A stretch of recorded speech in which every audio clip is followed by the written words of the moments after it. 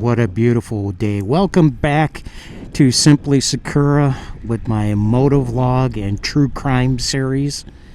Pretty clear, hardly any clouds in the sky. It's rather windy, but that's okay because I think I got this microphone issue all worked out, so we should be good to go. But you know, this will be the second crime story I will be talking about. I wanted to get out. Perfect day to go ahead and start talking about a crime story. So with that, these stories that I will talk about come from research through news articles, police interviews, and court hearings. These stories will be from fact that I have found through many resources throughout the internet. I will have many personal opinions throughout my stories. They will be my judgments, my viewpoints, or my statements. The stories I will talk about may be sensitive to some of you viewers. They may bring up some personal relationship to these stories that can be painful or disagreeable for some of you. I am simply just telling stories, and in no way do I want to cause any uneasiness to any of my subscribers. These are just stories, which are meant for simple discussion, and in no way am I promoting what I'm about to talk about. With that, let's begin with the true crime story of Mark H. Wilson Jr., a sick killer monster who butchered two children, brothers to be exact, on August 26, 2020. He used a hammer and a knife, and the kicker is, the mother of the kids slept in the next room and she did not hear anything. The arrest warrant for Mark Wilson uncovered disturbing details about the murders of the two young boys. Mark Wilson was accused of killing two children brothers, age 12 and 14, in the Putnam County, Florida area, which is located about 42 miles east of Gainesville.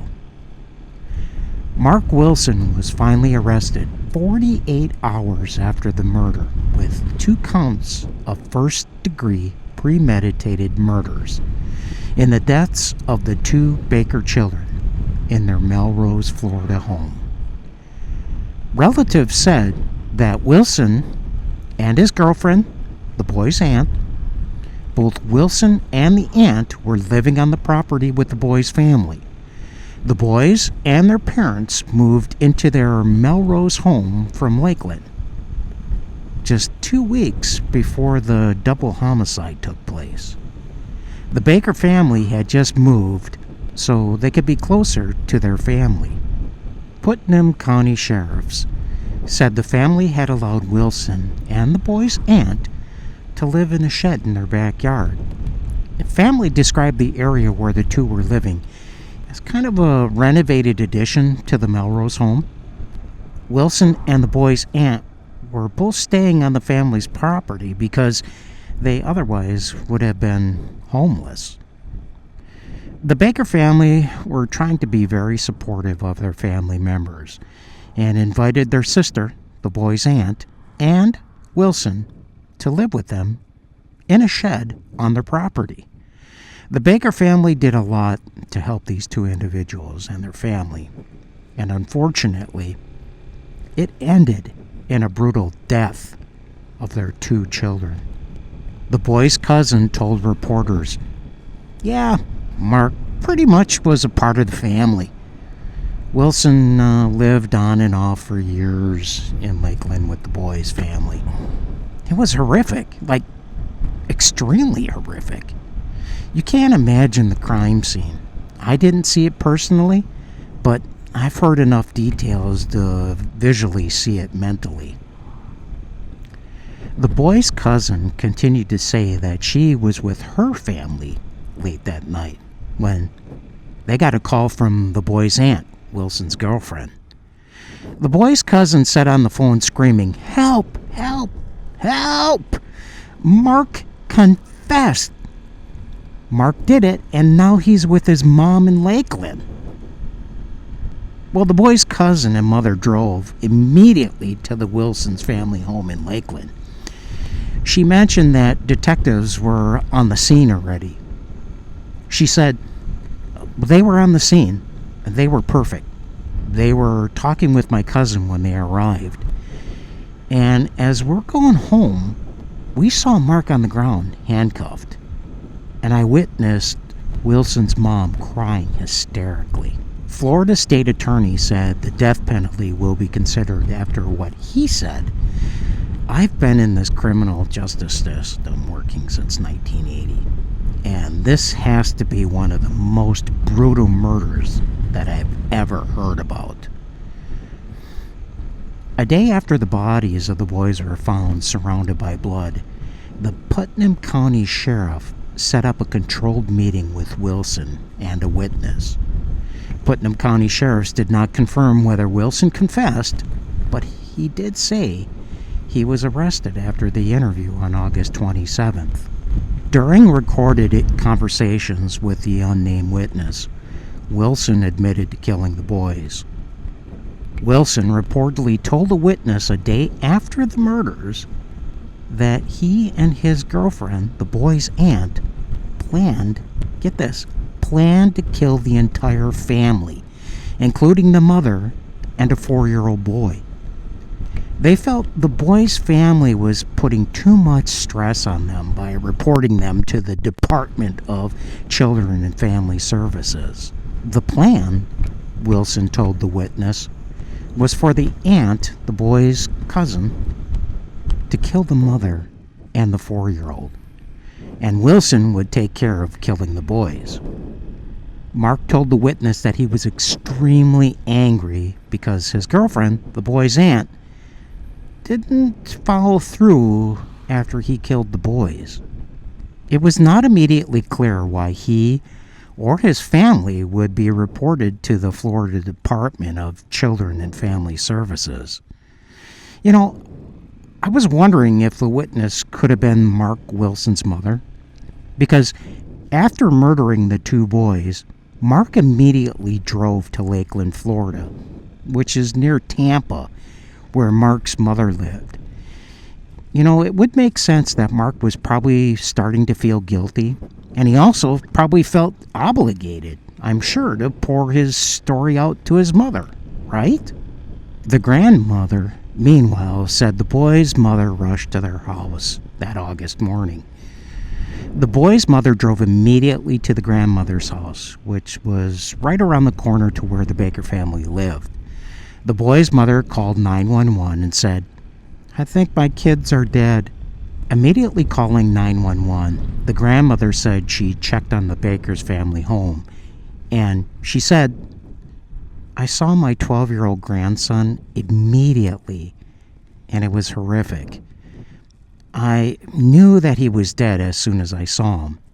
I tried to shake him, and I tried to call his name, but all I could think of was that an animal might have gotten to him because of how graphic it was. Then I went to the other room, and that's when I saw my 14-year-old grandson. And it was just awful to look at." Well, the next day, deputies finally arrested Wilson. The boy's grandmother told deputies that Wilson's girlfriend, the boy's aunt, had nothing to do with the planning of the murders. The boy's aunt was not charged in this case. The aunt was taken into custody. She fully cooperated, and she even gave her DNA, and then the deputies let her go home. The sheriff's office said Wilson is accused of using a hammer and a knife to take both the boys' lives. The boys' mother found their bodies when she woke up.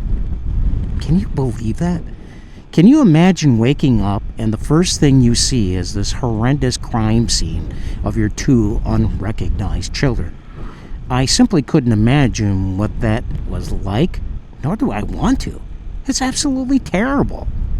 Well, the boys' mother awoke to find them dead on the morning of the 26th of August. The mother found the boys' totally brutalized bodies in the common area of their Melrose home.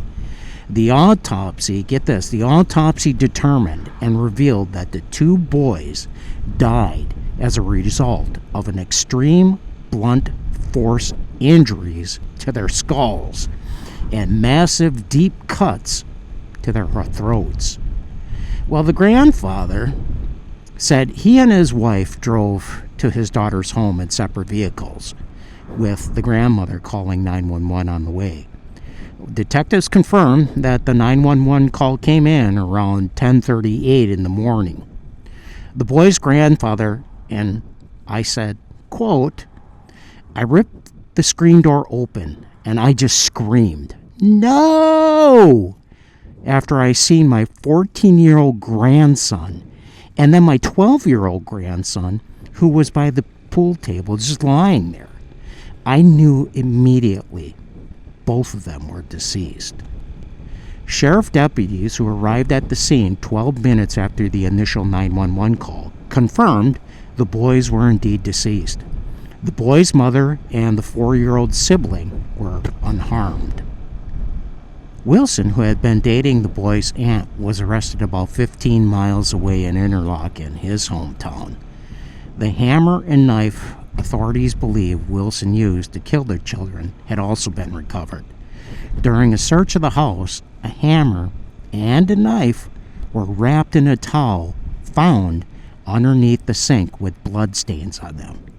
On October 20, 2020, a grand jury indicated Wilson on 2 counts of first-degree murder, clearing a way for the state of Florida to make the death penalty request.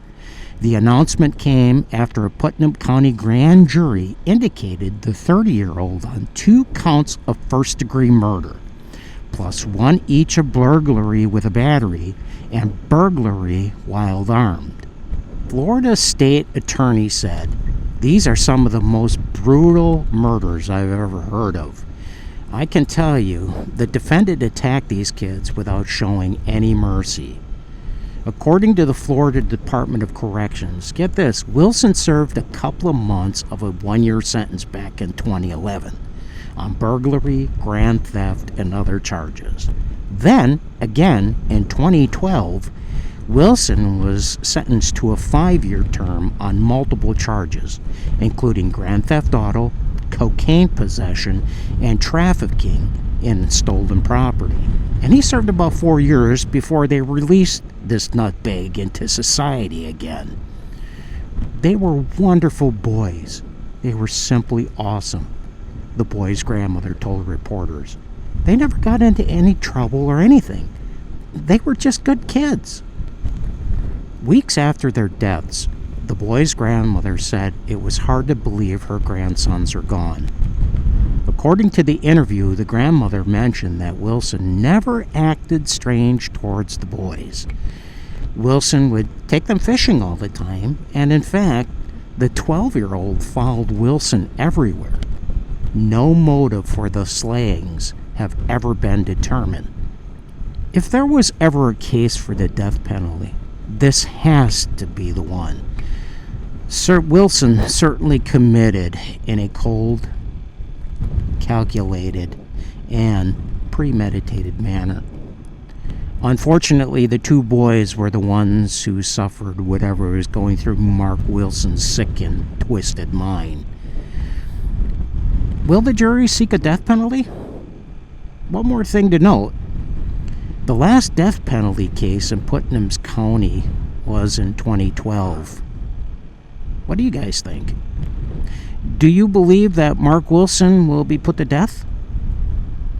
I certainly hope so. May those 2 kids' souls rest in peace. Anyway, this concludes the story of Mark H. Wilson Jr. And I do hope you found this interesting. There are plenty more motovlog and true crime stories coming from this point on.